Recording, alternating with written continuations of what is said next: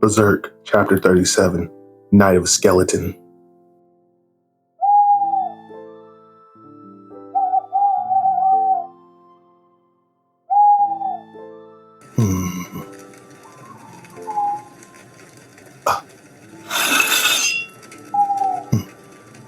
Why am I so scared? Alone. Yeah, it's been a while since I camped alone like this. When I think about it, I haven't been truly alone these past 3 years. I'd forgotten this sense of unease unless my sword was right next to me. I'd forgotten that the night was this vast, this deep. Of course, I could have avoided nights like this back then. I never even thought to try. Maybe I'm once again trying to throw away something irreplaceable that I'll never have again. To be honest, as long as I can feel warm, isn't that good enough? Am I trying to let go of an irreplaceable today for some vague tomorrow I might never find? If it even exists. Even without some big exaggerated dream, people go on living. In the first place, I got this idea in my head from hearing Griffith's words. If I hadn't, so can I say I set out by my own will? You can never become Griffith. That's not today anymore. It's yesterday.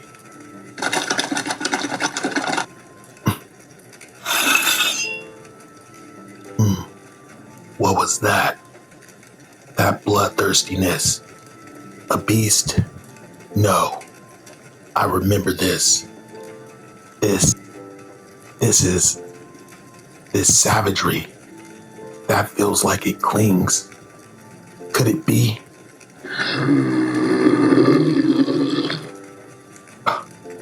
It blindsided me that easily. I couldn't even react. I couldn't move. If I move, that's when I'll be killed.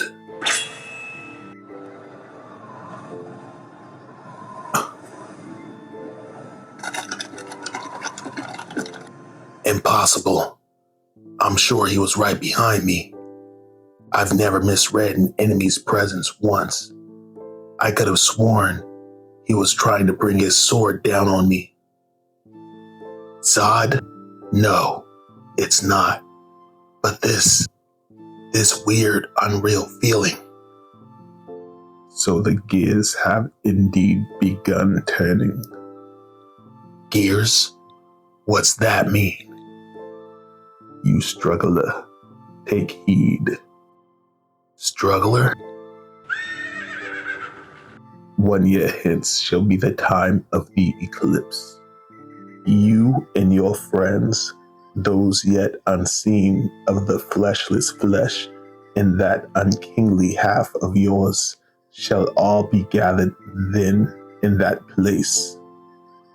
A torrent of madness, a tempest of death for which the human body could never atone, shall sweep over you. But take heed, struggler. You were born from a corpse and begin life from death in the mud.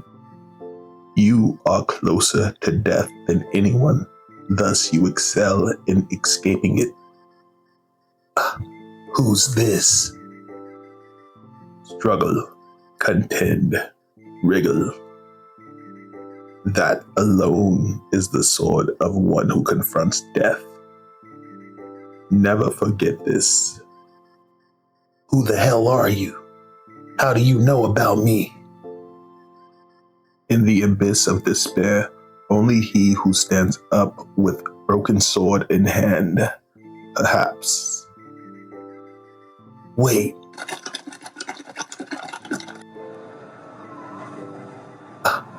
An illusion? No.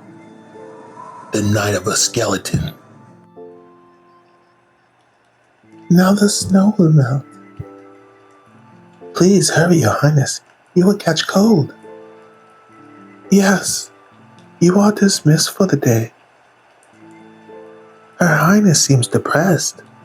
That she does.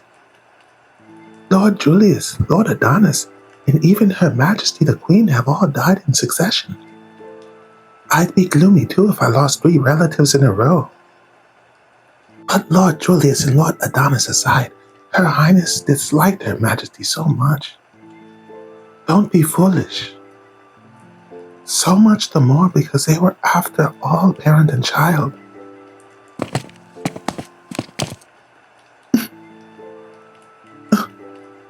Is something the matter? No, nothing. Go. Lord Griffith, what in the world are you doing in the rain and at this hour? Good evening, Princess Charlotte. It would be a terrible uproar if it were known that a gentleman had entered the palace alone late at this hour, if anyone were to see you. Therefore, if Her Highness doesn't object, would she permit me to enter her room? If someone were to see me now, it would inflict damage upon your honor. Besides, it's rather difficult to keep one's balance out here. Yes, of course. Come in. Your pardon. Forgive me for dripping so much water in a lady's quarters, and for my impoliteness in visiting so late. I've missed you since that day, half a year ago, ever since we parted that morning you went to war. I've been so scared ever since that day you left. I would wake up so many times from nightmares that you had died on the battlefield. And then, once you came back safely, that dreadful thing happened at the victory ball. I passed out, and when I woke up, my stepmother, who I never did manage to come to terms with, I didn't even try.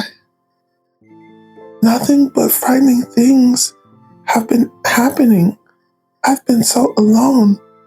Why didn't you come to see me sooner than this? To be continued.